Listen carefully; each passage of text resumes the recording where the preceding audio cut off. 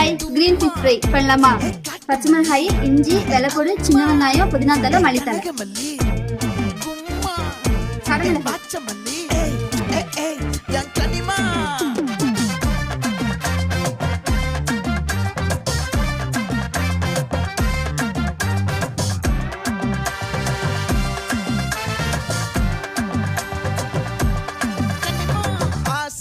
பட வச்சான் ஆள விழ வச்சானே மாப்ள